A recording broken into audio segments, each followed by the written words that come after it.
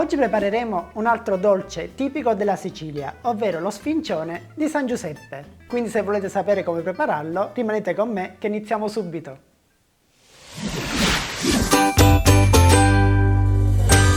Prima di iniziare, come sempre vi ricordo che se non siete iscritti al canale potete farlo adesso, schiacciate il pulsante giù iscriviti e la campanellina per rimanere sempre aggiornati sulle prossime ricette.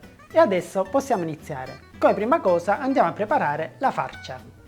Iniziamo con inserire all'interno di una ciotola la ricotta che è stata precedentemente setacciata.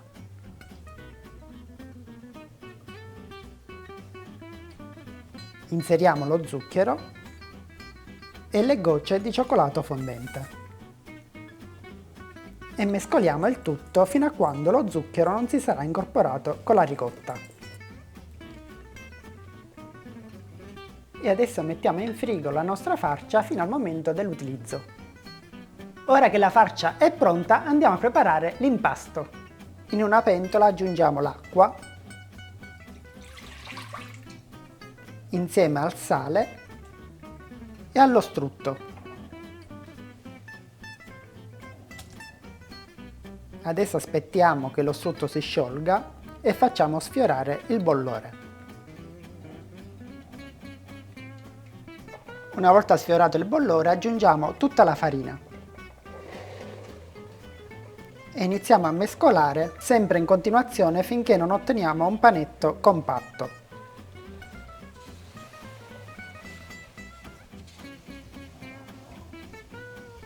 Quando l'impasto avrà ottenuto questa consistenza possiamo spegnere e metterlo via dal fuoco. Andiamo ad inserire il composto all'interno di una planetaria, ma se volete potete lavorare il composto anche con delle fruste. Avviamo la planetaria per far stemperare un po' il composto. Dopodiché possiamo aggiungere a poco le uova.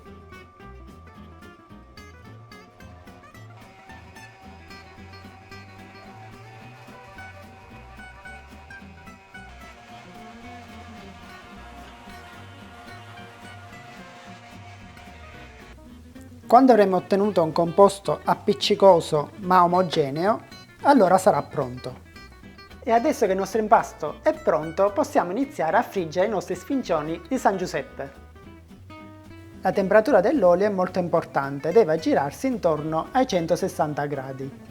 E adesso, servendoci di 2 cucchiai, iniziamo a creare le nostre sfinge. Il segreto per un buon sfincione vuoto all'interno è quello di farlo cuocere lentamente nell'olio a 160 gradi in modo che non si bruci e abbia tutto il tempo di gonfiarsi. E mi raccomando, girateli sempre in continuazione in modo che non si brucino. Devono cuocere da tutti i lati. Quando saranno cresciute le possiamo trasferire dentro un contenitore con della carta assorbente. E una volta fritti tutti i nostri sfincioni, adesso siamo pronti per farcirli. Dopo aver inserito la nostra farcia all'interno di una sacca a poche, andiamo a riempire i nostri sfincioni. Con il beccuccio della sacca a poche andiamo a forare lo sfincione e lo riempiamo all'interno. Dopodiché mettiamo anche un po' di farcia al di sopra. Ripetiamo il procedimento anche per gli altri. E adesso andiamo a decorare con della frutta candita. E mettiamo anche un po' di granella di pistacchio. E infine diamo una spolverata di zucchero a velo. E adesso i nostri sfincioni di San Giuseppe sono pronti per essere gustati. E anche questo è pronto e servito!